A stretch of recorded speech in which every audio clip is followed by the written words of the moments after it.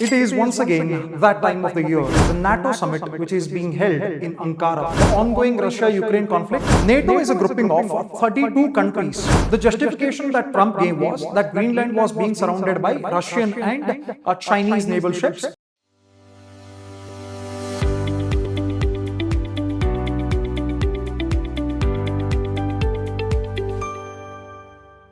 Hello, my dear aspirants. I welcome you all to this video from Believers IAS Academy. It is once again that time of the year when Donald Trump has to be miserable with all other European countries. We are currently speaking about the NATO summit, which is being held in Ankara in Turkey. Why is this summit very important for the current affairs right now? One, the ongoing Russia-Ukraine conflict has taken a lot of storm. Basically, Russia has been defending its territory and it has been attacking Ukraine. In fact, it has attacked the Ukrainian capital of Kyiv in the past few days. So, because of the Russian aggression, it is very significant that these parties come together and discuss about it in the future. Secondly, Donald Trump has been cribbing about the European countries not doing sufficiently enough to increase their defense expenditures in the NATO. Third, all these countries of the NATO are concerned to a certain extent of the growing Chinese influence in and around Europe. What is NATO per se? NATO is a grouping of 32 countries. NATO stands for North Atlantic Treaty Organization. You can see here, all these countries are members of NATO. NATO was an organization which was meant for defense purposes. That is, NATO was established to defend European countries against Russian aggression or the USSR aggression in the erstwhile times. So, America is the dominant player of the NATO. North Atlantic Treaty Organization, it was established in 1949 with headquarters at Brussels in Belgium. Alright, so this is the map of NATO. Currently, NATO has 32 members and then they have invited 2 member countries as simply invitees. You can take a look at the core member countries of NATO here. All that is in blue are all the member countries of NATO with themselves trying to defend against the Russian aggression or the erstwhile USSR aggression. Now, coming to the core problems of NATO this year. Donald Trump last year in the NATO summit had forced the European countries to accept that they would be spending more than the 2% of their GDP in the defense budget. That simply means that USA is unwilling to spend more upon the protection of European countries. And Donald Trump has been very vocal about this. Last year, all the countries, European countries, did agree that they would be spending more than 5% of their GDP on defense purposes until 2035. In that step, this year, before the NATO, UK, Keir Starmer is still representing UK into the NATO summit. UK has pledged 37 billion pounds of its money towards a missile project that would be helpful for securing these countries' security. Right. As of now, NATO unveils billions in arms deals as Trump insists US control of Greenland. If you know this, before the Iran-US conflict, America and Trump had been hell-bent on acquiring Greenland. Why Greenland per se? The justification that Trump gave was that Greenland was being surrounded by Russian and Chinese naval ships, and Greenland is very important for America's national security, considering the fact that Greenland sits in the Arctic Circle. So now Trump is eyeing Greenland, which is technically under the control of Denmark. So because Trump has once again reinvigorated the Greenland question, the European countries, especially led by France and Germany, are defending the Denmark as against or stopping Trump from trying to acquire Greenland. So because Trump has raised this question of Greenland once again, the European countries are coming together and trying to stop him from doing so by trying to appease him by spending more on the defense expenditure. So almost $170 billion in arms deal would be showcased at the NATO summit.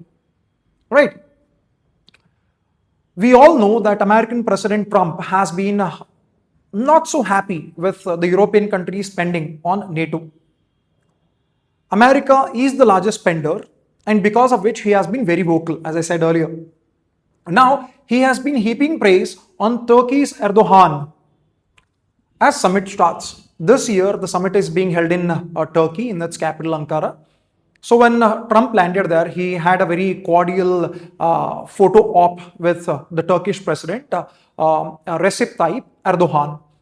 So during this, when the media personnels indeed asked Trump, what would be your viewpoint about Turkey? Trump very happily said that he would be lifting the sanctions, economic sanctions that were imposed on Turkey. Now, why were these economic sanctions imposed on Turkey? Because Turkey earlier had purchased the Russian-made missile defense system that was S-400.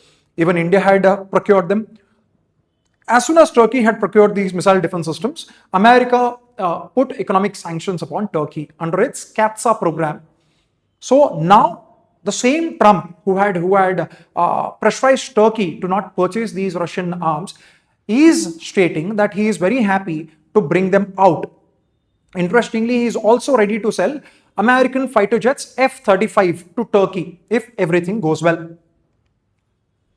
So why is Turkey also very important for NATO? Turkey sits in a geographical position whereby the Bosphorus and the Dardanelles Straits, which connect the Black Sea to the Mediterranean Sea, are controlled by it. So for the NATO to access the Black Sea, these straits are really important. And USA cannot afford to alienate Turkey for a very long period of time because it wants access to the Black Sea and Turkey controls it. That's a very simple logic, right? So also, Turkey has this very unique situation whereby it is comfortable with USA and the NATO members. It is also equally comfortable with Russia and Vladimir Putin. So USA and NATO can always have some country which can be a dialogue partner in a way in reducing the conflict or bringing down the conflict whenever it is a case. So diplomatically plus geographically, Turkey becomes important for the NATO allies. Hence, America is trying to fit Turkey this year somewhere in the bigger plans of NATO. Now, there is a wonderful statement coming from Zelensky, who is the president of Ukraine.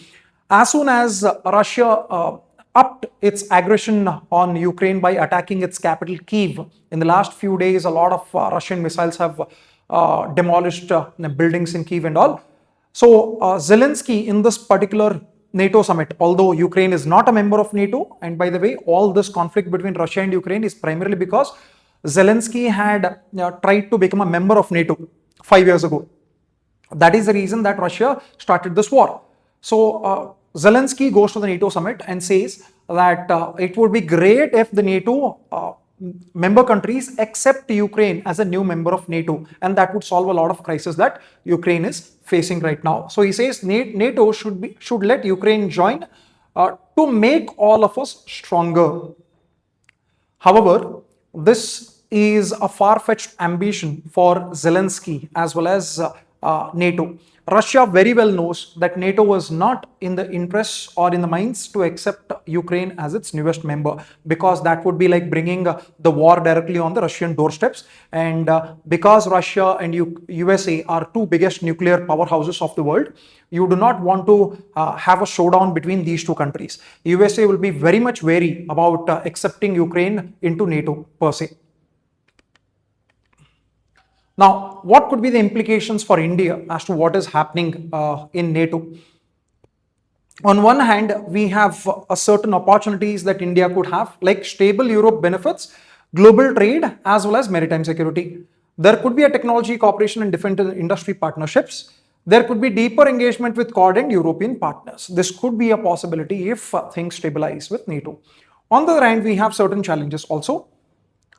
Within NATO, it would lead to increased bloc politics and pressure on the Russian ties. That means if NATO becomes very adamant of supplying Ukraine with a lot of weapons and ammunitions, then you would see that India would be in a catch-22 situation, because India would want to have a good relationship with all the majority of the NATO countries. Plus, India would also try to maintain a good relationship with Russia. So, how would India balance out the relationship between the two? That would be a challenge that we would want to see. There could be an impact on the energy markets and strategic balancing. We already know that India is a country which is dependent on the oil supplies from Russia. Although in the last few days we have seen a reversal of trends of sorts, where Russia has been demanding for oil from India. However, we know that Russia is a giant when it comes to natural resources. So we do not want to break our relationship with Russia only because we want to please NATO. On the other hand, we do not also want to make sure that NATO becomes angry with India because of our closer Russian ties. All right.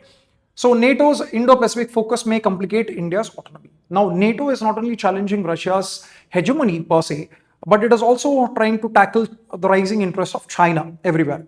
So when China comes into picture, India automatically also comes into picture. So to counter China's growing influence in the Indo-Pacific, NATO may want to use India's influence as a hedging between India and China. So how would NATO convince India to go ahead and play a proactive role against China, or act as a backwater between China, or a breakwater between China as well as NATO, will be a very interesting thing to view. So these are the implications that the NATO summit could have upon India. All right. So we would have to wait and watch as to how the whimsical fancies of US President Donald Trump would play out in the NATO summit, and to how far can he put his adamant demeanor to bargain for the betterment of USA. I'll see you in the next one. Until then, bye-bye.